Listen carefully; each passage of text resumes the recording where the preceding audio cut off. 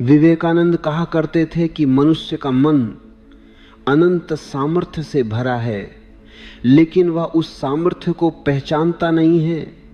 जो शक्ति भीतर सोई है वह जागृत होने की प्रतीक्षा कर रही है। स्मृति कोई कृपा नहीं, स्मृति मनुष्य की स्वाभाविक अवस्था है। तुम भूलते इसलिए हो क्योंकि तुम्हारे भीतर निरंतर विचारों की भीड़ चल रही है। विचारों की यह भीड़ धूल की तरह है जो चेतना के दर्पण पर जम जाती है। जब दर्पण धुंधला हो जाता है तब स्मृति स्पष्ट नहीं रहती।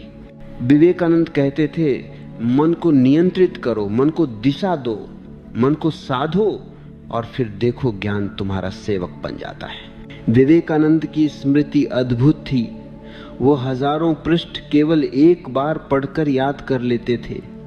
लोग पूछते थे यह कैसे संभव है, और उनका उत्तर सरल था, जब मैं पढ़ता हूं तब केवल पढ़ता हूं, मन कहीं और नहीं भटकता। मन पूरी तरह वही होता है जो सामने है। स्मृति का रहस्य यही है, एकाग्रता। जहां मन एक स्थान पर स्थिर हो जाए वहीं स्मृति जन्म लेती है। तुम पढ़ते हो लेकिन मन कहीं और भागता है। तुम पुस्तक खोलते हो लेकिन मन अतीत और भविष्य के बीच दौड़ता है। जहां मन भाग रहा हो वहां स्मृति नहीं टिक सकती। विवेकानंद कहते थे, मन को पकड़ो नहीं, उसे देखो। जैसे ही तुम देखने वाले बन जाते हो मन शांत होने लगता है, और जब मन शांत होता है तब स्मृति स्वाभाविक है। विवेकानंद का जीवन स्वयं एक घोषणा था कि स्मृति केवल अभ्यास नहीं है, स्मृति आत्मविश्वास, साहस और संकल्प की भी धारा है।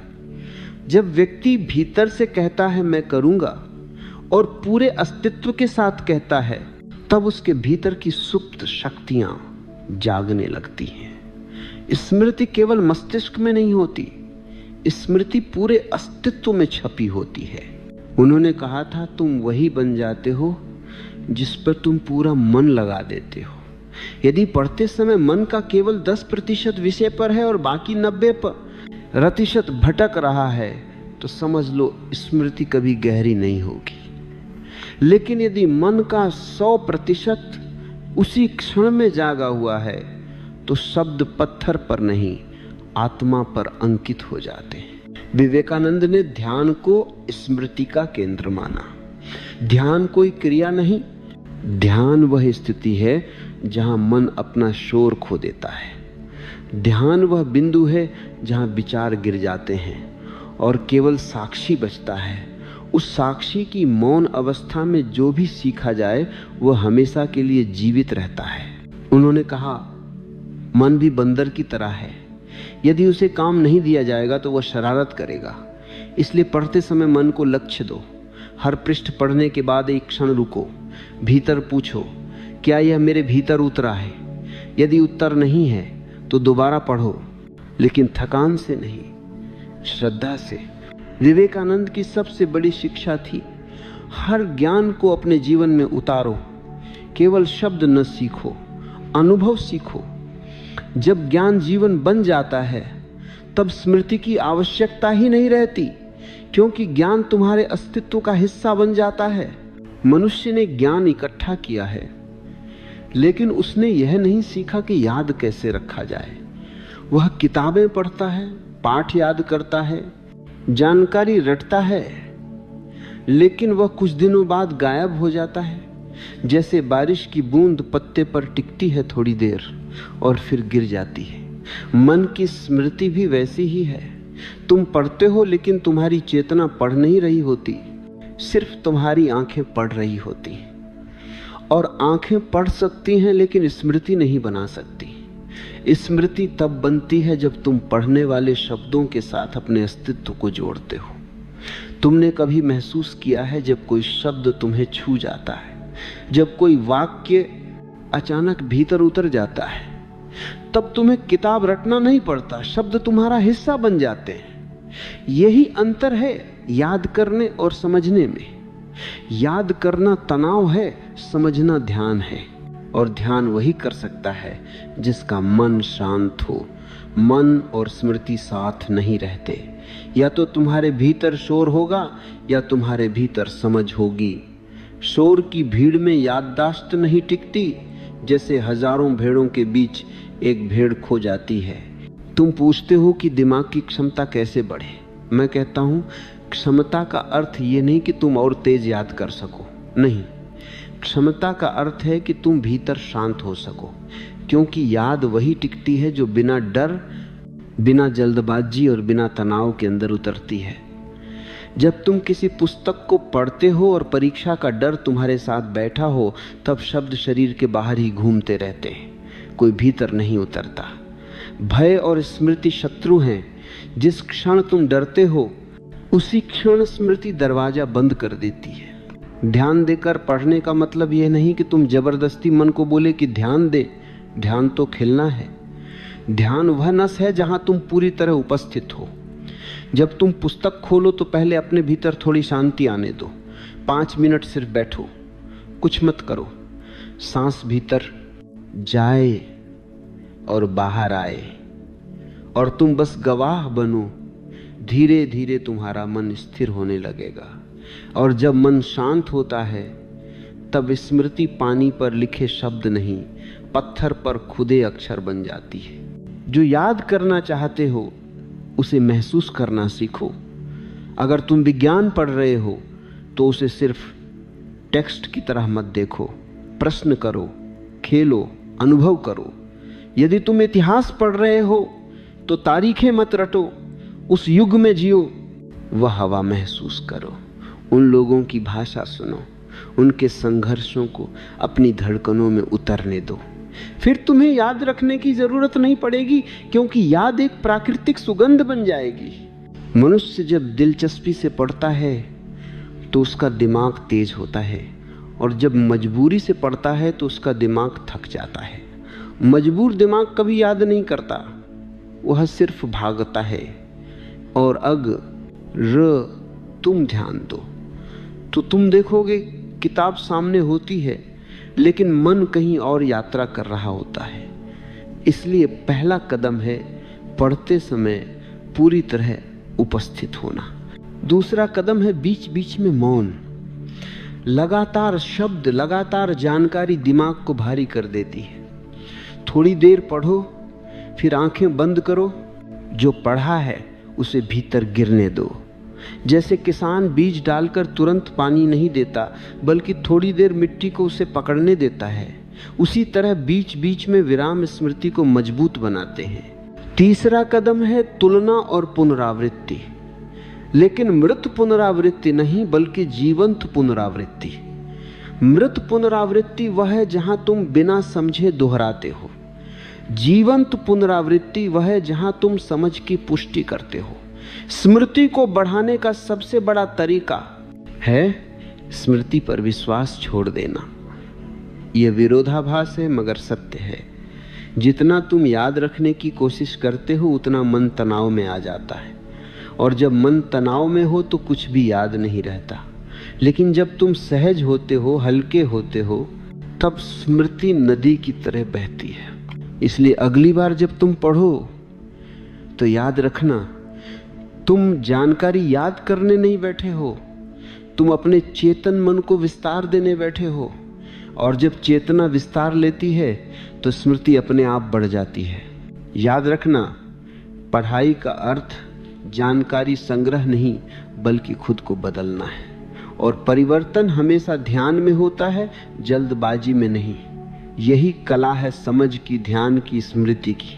जब मैं कहता हूं कि सीखना एक कला है तो तुम्हें याद रखना चाहिए कि हर कला धीमे कदमों से खिलती है।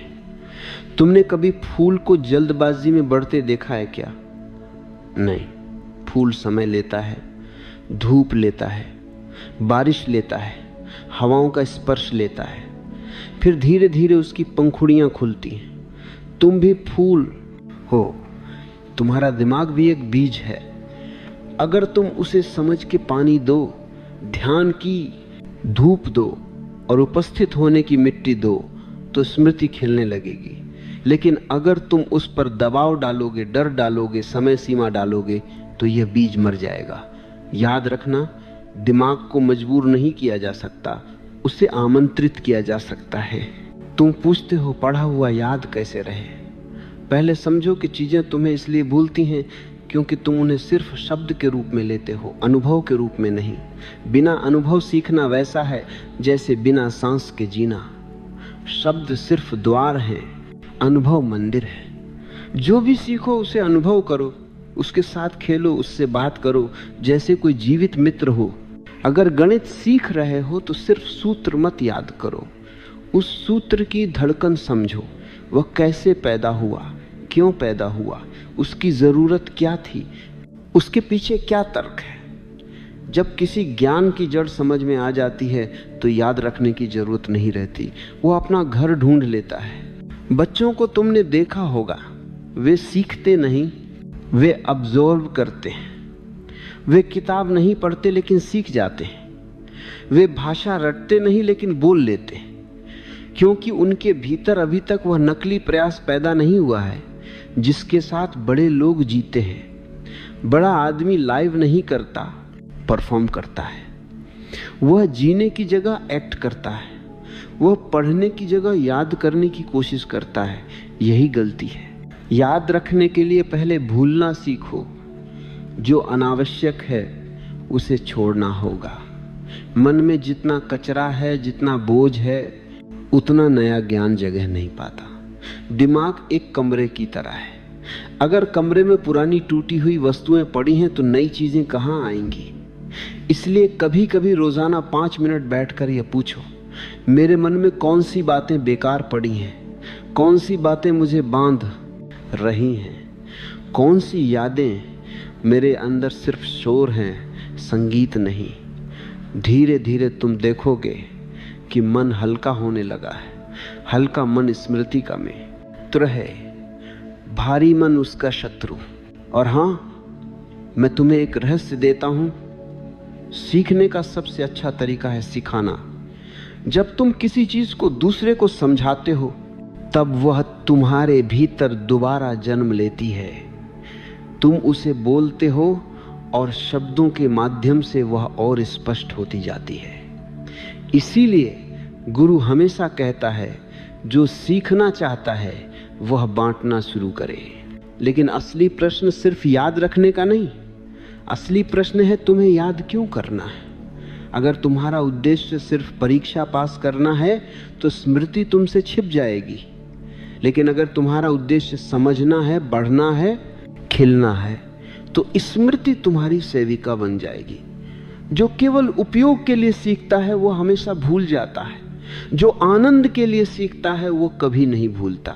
अब बात आती है दिमाग की क्षमता बढ़ाने की। क्षमता सिर्फ मेंटल एक्सरसाइज से नहीं बढ़ती, बल्कि भीतर की शांति से बढ़ती है। जैसे छोटी नदी शोर करती है लेकिन गहरा महासागर मौन रहता है। दिमाग जितना गहरा होगा वह उतना मौन में आएगा। ध्यान सिर्फ बैठकर आंखें बंद करने का नाम नहीं है। ध्यान का अर्थ है जो कर रहे हो उसमें पूर्णता से रहो। अगर पढ़ रहे हो तो पूरी तरह पढ़ो, अगर चल रहे हो तो चलने को देखो, महसूस करो। अगर सांस ले रहे हो तो सांस को देखो। धीरे धीरे तुम देखोगे कि मन अब भागता नहीं, वह टिकता है। और जहां मन टिकता है वहां स्मृति खिलती है। मैंने कहा था सीखना एक कला है। एक और बात सुनो, स्मृति का संबंध गति से नहीं, गहराई से है। तुम कम पढ़ सकते हो लेकिन गहराई से पढ़ो तो वह जीवन भर साथ रहेगा। और तुम बहुत पढ़ सकते हो लेकिन सतही तौर पर तो वह कल ही मिट जाएगा। इसीलिए सीखते समय गुणवत्ता को प्राथमिकता दो, मात्रा को नहीं। खुद की तुलना मत करो, तुलना तुम्हारे भीतर जहर बन जाती है।